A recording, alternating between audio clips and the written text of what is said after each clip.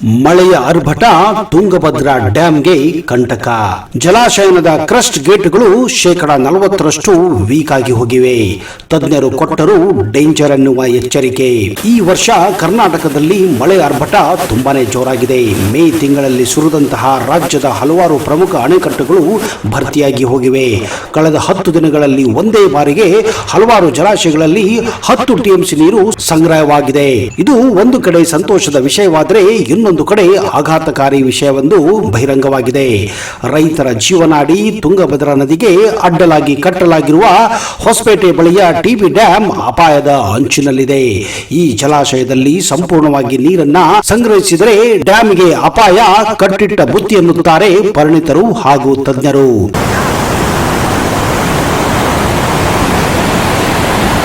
ಈ ಅಣೆಕಟ್ಟು ಕಟ್ಟಿದ್ದರಿಂದ ಸುಮಾರು 90 ಗ್ರಾಮಗಳು ಮುಳುಗಡೆಯಾಗಿವೆ. ಸುಮಾರು 55,000 ಜನರನ್ನ ಸ್ಥಳಾಂತರಿಸಲಾಗಿದೆ. ಈ ಅಣೆಕಟ್ಟು ಒಟ್ಟು 130 TMC ಶೇಖರಣಾ ಸಾಮರ್ಥ್ಯ ಹೊಂದಿರುವ ಅತಿ ದೊಡ್ಡ ಜಲಾಶಯವಾಗಿದೆ. 1 TMC ಎಂದರೆ 100 ಕೋಟಿ ಘನ ಮೀಟರ್. ಬ್ರಿಟಿಷರು ಪ್ರಾರಂಭಿಸಿದ ಈ ಯೋಜನೆ ಗಡಿ ವಿಚಾರದಿಂದ ಮುಗಿಯಲು ಸುಮಾರು 50 ವರ್ಷಗಳೇ ಬೇಕಾದವು. ಹಾಗೆಯೇ ತುಂಗಭದ್ರಾ ಅಣೆಕಟ್ಟು ಕೃಷ್ಣಾ ನದಿಯ ಉಪನದಿಯಾದ ತುಂಗಭದ್ರಾ ನದಿಗೆ ಅಡ್ಡಲಾಗಿ ನಿರ್ಮಿಸಲಾಗಿದೆ. ತುಂಗಭದ್ರಾ ಅಣೆಕಟ್ಟನ್ನ ಪಂಪಸಾಗರ ಎಂದು ಕೂಡ ಕರೆಯಲಾಗುತ್ತದೆ. ತುಂಗಭದ್ರಾ ಅಣೆಕಟ್ಟು ಎಂದು ಹೆಸರು ಕೇಳಿದರೆ ಸಾಕು, ಅದೆಷ್ಟೋ ಜನ ರೈತರ ಮುಖದಲ್ಲಿ ಮಂದಹಾಸ ಮೂಡುತ್ತದೆ. ಕಾರಣ ಸುಮಾರು 150 ವರ್ಷಗಳಿಂದ ಬರಗಾಲದಿಂದ ಬರಡಾಗಿದ್ದ ಭೂಮಿಯು ಇಂದು ಹಚ್ಚ ಹಸಿರಿನ ನಾಡಾಗಿದೆ. ಈ ಅಣೆಕಟ್ಟು ಹೊಸಪೇಟೆ ಹಾಗೂ ಮುನಿರಾಬಾದ್ ನಗರಗಳ ಹತ್ತಿರದಲ್ಲಿದೆ. ಇದು ನೀರಾವರಿ ಸೇವೆಯ ವಿವಿಧೋಷಕವುಳ್ಳ ಅಣೆಕಟ್ಟು. ವಿದ್ಯುತ್, ಪ್ರವಾಹ ನಿಯಂತ್ರಣ ಇತ್ಯಾದಿಗಳಿಗೆ ಬಳಸಲಾಗುತ್ತದೆ.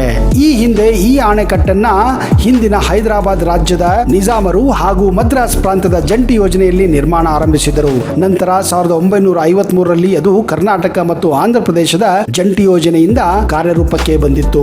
ವಿಜಯನಗರ ಹಾಗೂ ಕೊಪ್ಪಳ ಜಿಲ್ಲೆ ಬಳಿ ಇರುವ ತುಂಗಭದ್ರಾ ಅಣೆಕಟ್ಟು ರಾಜ್ಯದ ಅತಿ ದೊಡ್ಡ ಅಣೆಕಟ್ಟು ಎಂದು ಹಿರಿಮೆಗೆ ಪಾತ್ರವಾಗಿದೆ. 2441 ಮೀಟರ್ ಉದ್ದ ಹಾಗೂ 43.38 ಮೀಟರ್ ಎತ್ತರ ಹೊಂದಿರುವ ತುಂಗಭದ್ರಾ ಅಣೆಕಟ್ಟು ಕರ್ನಾಟಕದ ಹೆಮ್ಮೆಯ ಅಣೆಕಟ್ಟಾಗಿದೆ. ಇದು ಹೊಸಪೇಟೆಯಿಂದ ಕೇವಲ 5 ಕಿಲೋಮೀಟರ್ ದೂರದಲ್ಲಿದೆ. 33 ಬಹುದೊಡ್ಡ ಗೇಟುಗಳನ್ನು ಹೊಂದಿರುವ ತುಂಗಭದ್ರಾ ಅಣೆಕಟ್ಟು ಬಹುದೊಡ್ಡ ಗಾತ್ರವನ್ನು ಹೊಂದಿದೆ. ಈ ಅಣೆಕಟ್ಟಿನಿಂದ ಸಂಗ್ರಹಿಸಲಾಗಿರುವ ನೀರನ್ನು ಕಾಲುವೆಗಳ ಮೂಲಕ ಕರ್ನಾಟಕದ ವಿಜಯನಗರ, ಬಳ್ಳಾರಿ, ದಾವಣಗೆರೆ, ರಾಯಚೂರು, ಕೊಪ್ಪಳ, ಹಾವೇರಿ ಹಾಗೂ ಆಂಧ್ರ ಪ್ರದೇಶದ ಕರ್ನೂಲು, ಮಹಬೂಬ್ ನಗರ್ ಮುಂತಾದ ಜಿಲ್ಲೆಗಳಿಗೆ ನೀರಾವರಿ ಉದ್ದೇಶಕ್ಕಾಗಿ ಬಳಸಲಾಗುತ್ತದೆ. ಅದು 1876 ದಕ್ಷಿಣ ಭಾರತದಲ್ಲಿ ಭೀಕರ ಬರಗಾಲ ಎದುರಾಗಿತ್ತು. ಆ ಅವಧಿಯಲ್ಲಿ ಬಳ್ಳಾರಿ, ರಾಯಚೂರು, ಕರ್ನೂಲು ಹಾಗೂ ಅನೇಕ ಜಿಲ್ಲೆಗಳು ಸೇರಿದಂತೆ ಮಳೆಯ ಅಭಾವದಿಂದ ಬೆಳೆ ನಾಶವಾಗಿ ಜನರಿಗೆ ಮತ್ತು ಜಾನುವಾರುಗಳಿಗೆ ಅನ್ನ ನೀರಿಲ್ಲದೆ ಜೀವಂತ ಅಸ್ಥಿಪಂಜರವಾಗಿ ಪ್ರಾಣ ಬಿಟ್ಟಿದ್ದವು. ಮಲೇರಿಯಾ, ಕಾಲರಾ, ಪ್ಲೇಗ್ ನಂತಹ ಮಹಾಮಾರಿ ರೋಗಗಳ ಕಾಟದಿಂದ ಸತ್ತ ಜನರಿಂದ ಊರು ಕೆರೆಗಳು ತುಂಬಿ ಹೋಗಿದ್ದವು. ಇದೇ ಕಾರಣ 1902ರಲ್ಲಿ ಮದ್ರಾಸ್ ಸರ್ಕಾರದ ಮುಖ್ಯ ಇಂಜಿನಿಯರ್ ಆಗಿದ್ದ ಕರ್ನಲ್ ಸ್ಮಾರ್ಟ್ ಅವರು ತುಂಗಭದ್ರಾ ಅಣೆಕಟ್ಟಿನ ನಿರ್ಮಾಣಕ್ಕಾಗಿ ವಿವರವಾದ ವರದಿಯನ್ನು ನೀರಾವರಿ ಆಯೋಗಕ್ಕೆ ಸಲ್ಲಿಸುತ್ತಾರೆ. ಆದರೆ ಅದು ಕೂಡ ಕಾರ್ಯರೂಪಕ್ಕೆ ಬರುವುದಿಲ್ಲ. ನಂತರ ಬಂದ ಮುಖ್ಯ ಇಂಜಿನಿಯರ್ ಮೆಕ್ಕಂಜಿ ಅವರು ಹೊಸಪೇಟೆಯ ಪಕ್ಕದಲ್ಲಿದ್ದ ಮಲ್ಲಾಪುರದ 2 ಗುಡ್ಡಗಳ ನಡುವೆ ಅಣೆಕಟ್ಟನ್ನು ನಿರ್ಮಿಸಬೇಕೆಂದು ಬ್ರಿಟಿಷ್ ಸರ್ಕಾರಕ್ಕೆ ವರದಿಯನ್ನು ಸಲ್ಲಿಸುತ್ತಾರೆ. ಮುಂಬೈ ಪ್ರಾಂತದ ಸರ್ಕಾರ, ಮೈಸೂರು ರಾಜರ ಸರ್ಕಾರ, ಹೈದರಾಬಾದ್ ನಿಜಾಮ ಸರ್ಕಾರ ಮತ್ತು ಮದ್ರಾಸ್ ಪ್ರಾಂತ ಸರ್ಕಾರ ಈ 4 ಸರ್ಕಾರಗಳು ತಮ್ಮ ಹಿತಾಸಕ್ತಿಗೆ ಅನುಗುಣವಾಗಿ ಅಣೆಕಟ್ಟನ್ನು ನಿರ್ಮಿಸಬೇಕೆಂದು ಪಟ್ಟು ಹಿಡಿಯುತ್ತವೆ. ಇವರುಗಳ ಕಚ್ಚಾಟದಿಂದ ಅಣೆಕಟ್ಟಿನ ಕೆಲಸ ಮೂಲೆಗುಂಪಾಗಿ ಹೋಗುತ್ತದೆ. ಆದರೆ ಫೆಬ್ರವರಿ 28, 1945ರಂದು ಇಂದಿನ ಮುನಿರಾಬಾದ್ ಬಳಿ ಹೈದರಾಬಾದ್ ನಿಜಾಮ ಇತ್ತ ಹೊಸಪೇಟೆ ಕಡೆ ಮದ್ರಾಸ್ ಪ್ರಾಂತ್ಯ ಸರ್ಕಾರದ ಗವರ್ನರ್ ಆಗಿದ್ದ ಆರ್ಥರ್ ಹೋಪ್ ಅಡಿಗಲನ್ನು ಹಾಕಿ ಈ ಯೋಜನೆಯನ್ನು ಉದ್ಘಾಟಿಸುತ್ತಾರೆ. ಮುಂದೆ ತಿರುಮಲ ಅಯ್ಯಂಗಾರ್ ನೇತೃತ್ವದಲ್ಲಿ ನಿರ್ಮಾಣ ಕಾರ್ಯ ಭರದಿಂದ ಆರಂಭವಾಗುತ್ತದೆ. ಆದರೆ ನಿರ್ಮಾಣದ ವಸ್ತುಗಳ ಬಳಕೆಯ ವಿವಾದ, ನಿಜಾಮರ ಆಳ್ವಿಕೆಯ ಅಂತ್ಯ, ಭಾರತ ದೇಶಕ್ಕೆ ದೊರೆತ ಸ್ವಾತಂತ್ರ್ಯ, ಬದಲಾದ ಆಡಳಿತ ಮುಂತಾದ ಕಾರಣಗಳಿಂದ ಈ ಯೋಜನೆ ಕುಂಟುತ್ತಾ ಸಾಗುತ್ತದೆ. ಮುಂದೆ ಸರ್ ಎಂ ವಿಶ್ವೇಶ್ವರ ನೇತೃತ್ವದ ಇಂಜಿನಿಯರುಗಳ ಮಂಡಳಿಯ ಮೇಲ್ವಿಚಾರಣೆಯಲ್ಲಿ ಪುನಃ ನಿರ್ಮಾಣದ ಕಾರ್ಯ ಭರದಿಂದ ಸಾಗುತ್ತದೆ. ಹೀಗಾಗಿ ಈ ಸಂದರ್ಭದಲ್ಲಿ 90 ಗ್ರಾಮಗಳು ಮುಳುಗಡೆಯಾಗಿ 55,000 ಜನರನ್ನು ಸ್ಥಳಾಂತರಿಸಿಕೊಳ್ಳಲಾಗುತ್ತದೆ. 1953ರಲ್ಲಿ ಮೊದಲ ಬಾರಿಗೆ ಕಾಲುವೆಯ ನೀರನ್ನು ಹರಿದು 106 ಕಿಲೋಮೀಟರ್ ಉದ್ದದ 3 ಕಾಲುವೆಗಳ ನಿರ್ಮಾಣವು ಮುಂದುವರೆದು 1960ರ ವೇಳೆಗೆ ಸಂಪೂರ್ಣವಾಗುತ್ತದೆ. ಈಗಿನ ಹಾಗೆ ಅತ್ಯಾಧುನಿಕ ಯಂತ್ರಗಳು ಇಲ್ಲದೆ 340 ಕಿಲೋಮೀಟರ್ ಉದ್ದದ ಕಾಲುವೆಗಳ ನಿರ್ಮಾಣಕ್ಕೆ ಮಾನವ ಶಕ್ತಿಯೇ ಬಳಕೆಯಾಗಿತ್ತು.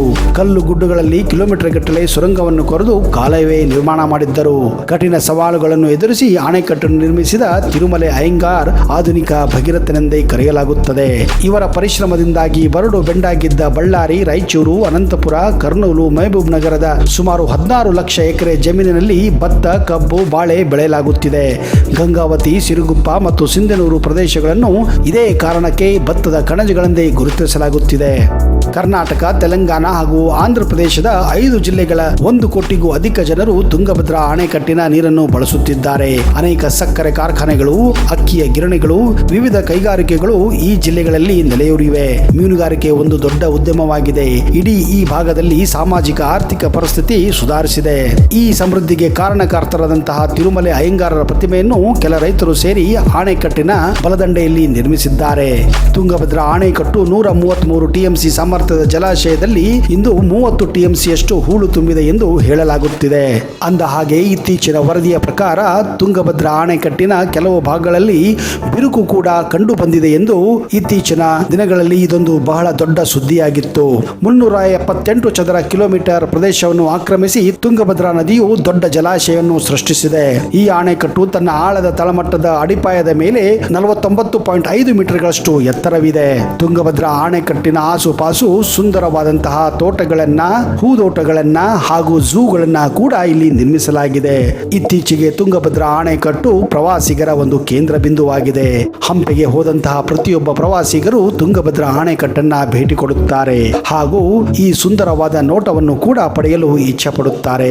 ಸ್ನೇಹಿತರೆ, ತುಂಗಭದ್ರಾ ಅಣೆಕಟ್ಟು ಕರ್ನಾಟಕದ ಹೆಮ್ಮೆಯ ಒಂದು ಹೆಗ್ಗುರುತು. ಜೀವನದಲ್ಲಿ ಒಮ್ಮೆ ಆದರೂ ತುಂಗಭದ್ರಾ ಅಣೆಕಟ್ಟನ್ನು ಭೇಟಿ ಕೊಡಿ. ಹೊಸಪೇಟೆ, ಹಂಪಿಗೆ ಹೋದಾಗ ತುಂಗಭದ್ರಾ ಅಣೆಕಟ್ಟನ್ನು ತಪ್ಪದೇ ವೀಕ್ಷಿಸಿ. ಅಲ್ಲಿಯವರೆಗೆ ಜೈ ಹಿಂದ್, ಜೈ ಕರ್ನಾಟಕ ಅಂಡ್ ಟೇಕ್ ಕೇರ್.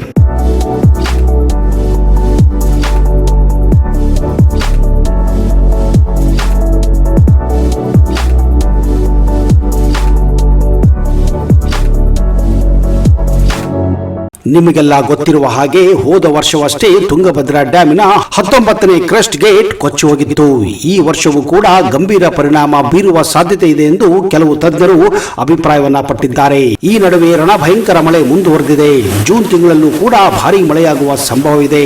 ಈ ನಡುವೆ ಇನ್ನೊಂದು ಅಚ್ಚರಿಯ ವಿಷಯ ಏನೆಂದರೆ ತುಂಗಭದ್ರಾ ಡ್ಯಾಮಿನ ಹಲವು ಕ್ರಸ್ಟ್ ಗೇಟ್ಗಳು 30% 40% ವೀಕ್ ಆಗಿವೆ. ಹೀಗಾಗಿ ಆದಷ್ಟು ಬೇಗ ಈ ಎಲ್ಲಾ ಕ್ರಸ್ಟ್ ಗೇಟ್ಗಳನ್ನ ಬದಲಿಸುವುದು ಅನಿವಾರ್ಯ ಎಂದು ಹೇಳಲಾಗುತ್ತಿದೆ. ಈ ಸಂದರ್ಭದಲ್ಲಿ ಇನ್ನೂ ಈ ಒಂದು ರಿಪೇರಿ ಕೆಲಸವನ್ನು ಮಾಡದೇ ಇದ್ದಲ್ಲಿ ಭವಿಷ್ಯದಲ್ಲಿ ಭಾರಿ ಪರಿಣಾಮವನ್ನು ಅನುಭವಿಸಬೇಕಾಗುತ್ತದೆ ಎಂದು ತಜ್ಞರು ಆತಂಕವನ್ನ ವ್ಯಕ್ತಪಡಿಸಿದ್ದು ಜನರಲ್ಲಿ ಭಯದ ವಾತಾವರಣ ಉಂಟಾಗಿದೆ.